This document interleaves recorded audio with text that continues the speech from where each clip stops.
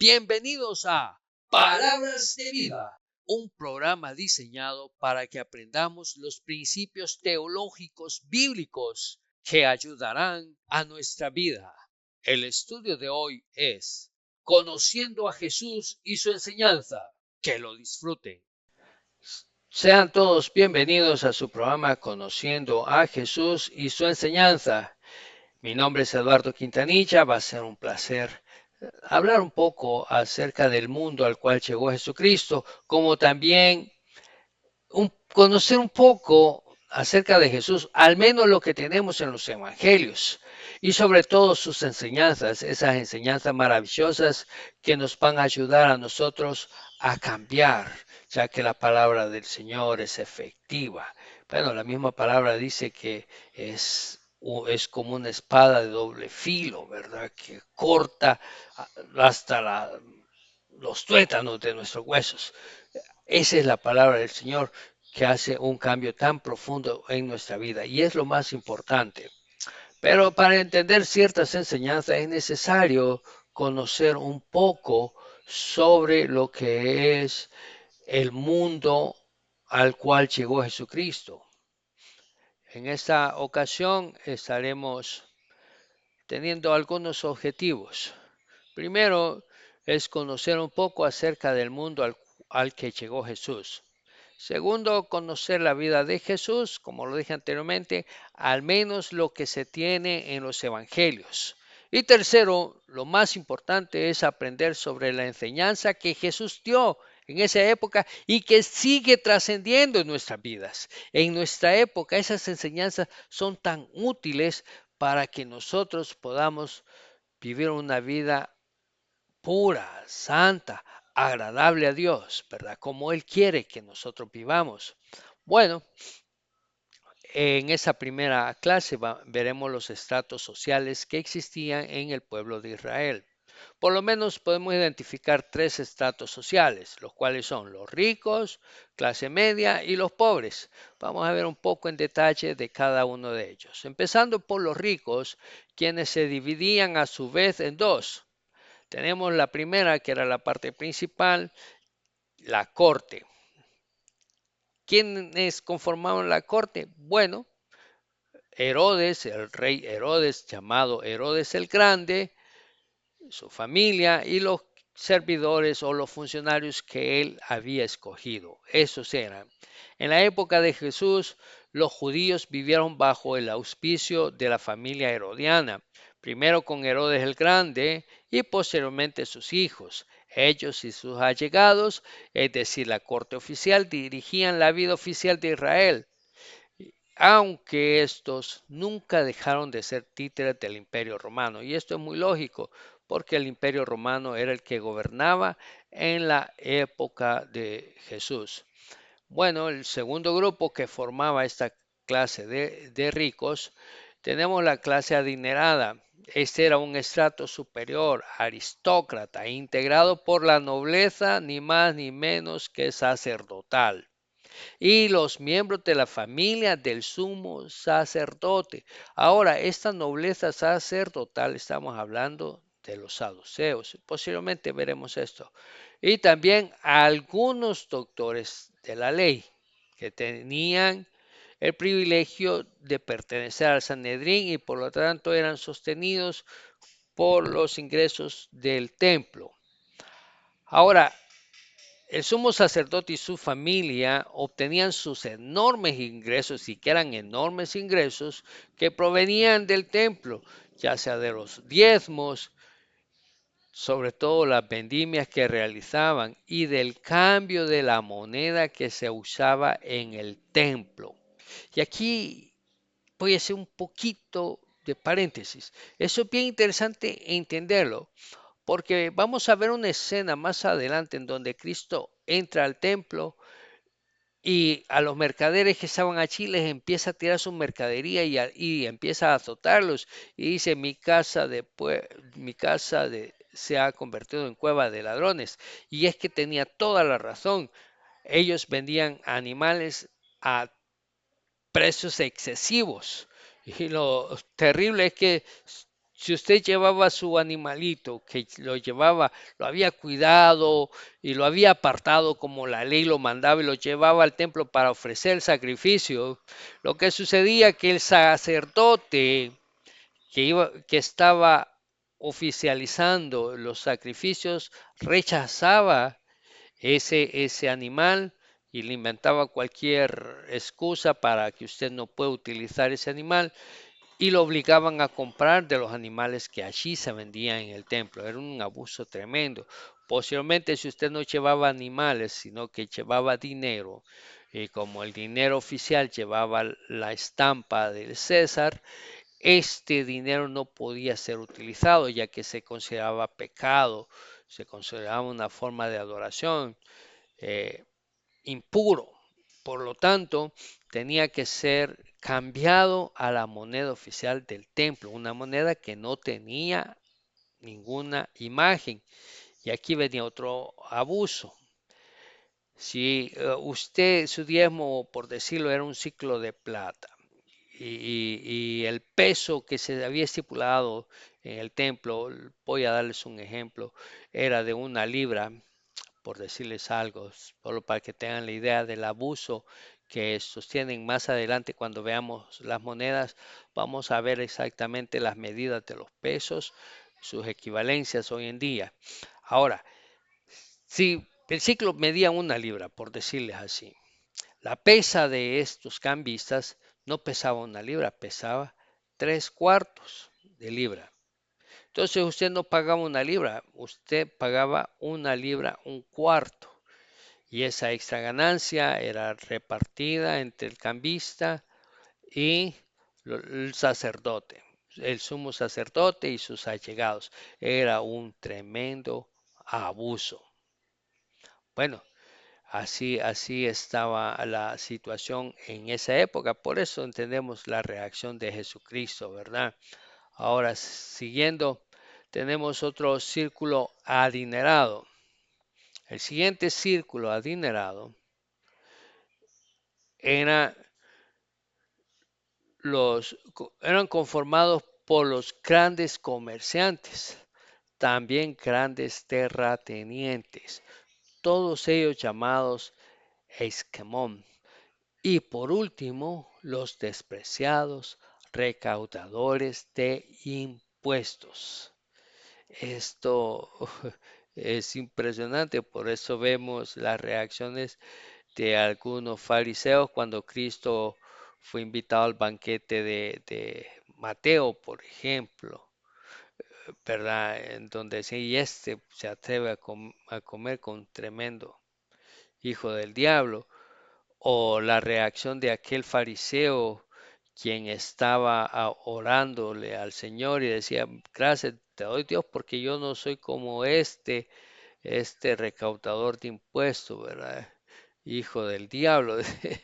Bueno, entonces no eran muy queridos realmente los recaudadores de impuestos. Muy bien, ese sería el primer grupo, los ricos. Luego tenemos la clase media. La clase media estaba formada o conformada por comerciantes, no grandes comerciantes, ni grandes terratenientes como los ricos, sino que eran comerciantes pequeños que tenían tal vez su tienda, su lugar donde vendían o iban a las plazas, tenían un puesto y allá vendían sus artículos. También entran acá agricultores que poseían alguna parcela y cosechaban sus granos, iban a la plaza y los vendían. Aquí también tenemos a artesanos de cualquier tipo de artesanía que ellos podrían realizar, ¿verdad? O hacer. Y tenemos también a pescadores, ¿verdad? Así como el caso de Pedro, Juan y sus hermanos, que eran pescadores, Andrés, y que eran pescadores, ¿verdad? Pescaban y iban a la plaza, e iban a la plaza y allá los vendían. Bueno, y el tercer grupo y el grupo mayoritario, como hoy en día, ¿verdad? Pero la diferencia es que la clase pobre en ese momento iba a un crecimiento exponencial, terriblemente exponenciales, por muchas situaciones, una por las invasiones que realizaban los romanos, por los saqueos que estos realizaban, por los impuestos abusivos. Entonces muchos caían en pobreza y al no poder pagar impuestos o deudas, vendían sus cosas y se iban como esclavos, se vendían hasta ellos mismos para poder pagar sus deudas. Y vamos a ver mucho de esto, ¿verdad? Tenemos también, aquí tenemos a mendigos, tenemos a paralíticos, cojos, mancos, ciegos, leprosos. Todos estos conformaban esa clase de pobre. Y también tenemos los jornaleros quienes ganaban un denario de plata al día. Ese era el salario mínimo. También no nos podemos olvidar de los siervos y esclavos. Y entre siervos y esclavos hay que hacer una diferencia o distinción. No era lo mismo ser un siervo esclavo, perdón, un siervo o un esclavo judío a ser un siervo o un esclavo no judío en el territorio judío, ya que la ley protegía al judío, al esclavo judío, y este en el año del jubileo, es decir, en el año 50, este podía salir libre, libre sin pagar absolutamente nada. El problema que se daba es que ellos salían y pues sí, seguían en la misma condición de pobres. Por eso muchos optaban por seguir siendo esclavos. Seguir siendo esclavos. ¿Y qué es lo que tenían que hacer de acuerdo a la ley? Pues el amo de este tenía que llevarlo a la plaza, al pórtico público y de esa manera horadarle públicamente la oreja, poniendo un hilo o una lesna o una señal, un arete que representaba que este esclavo estaba renunciando a su libertad y que por lo tanto venía a ser esclavo de por vida de su amo. Eso podemos encontrar algunos detalles en Levíticos capítulo 25, ¿verdad? Ahora, el esclavo judío sí estaba bastante complicado, ya que el esclavo judío, este, este no gustaba de la protección de la ley, este iba a ser esclavo de por vida, ¿verdad? Siempre y cuando él no tuviese la plata, ¿verdad? Para pagar su libertad, este tenía que vivir ahí de por vida. Claro, muchos optaban por eso. Y también podemos mencionar que dentro de este grupo se encontraban muchos doctores de la ley y escribas, es decir, que muchos doctores de la ley y escribas o escribas eran pobres. ¿Por qué? Porque la ley decía que la ley no tenía que ser vendida, es decir, que la ley es gratuita. Se tenía que dar sin costo alguno. Por lo tanto, estos vivían de la hospitalidad de otros. Pero esta misma pobreza hacía que estos doctores de la ley, especialmente fariseos, abusaran de esa hospitalidad, abusaban, y sobre todo de las viudas. Por eso Mateo 23, el versículo 14, Jesucristo les da una tremenda reprimenda al decir que abusaban mucho de las viudas. Y era por la extrema necesidad que estos tenían, ya que estaban pobres, ¿verdad? Esto lo vamos a ir ahondando un poquito más adelante. Podremos ver con mucha facilidad que en en el mundo de Israel solo habían tres estratos, ¿verdad?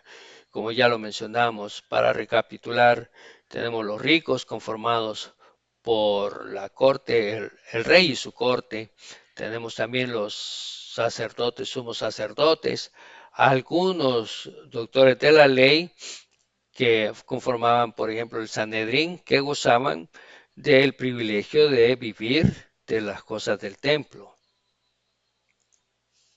Tenemos también eh, grandes mercaderes, grandes negociantes, tenemos grandes empresarios, grandes terratenientes que formaban parte de la clase de los ricos.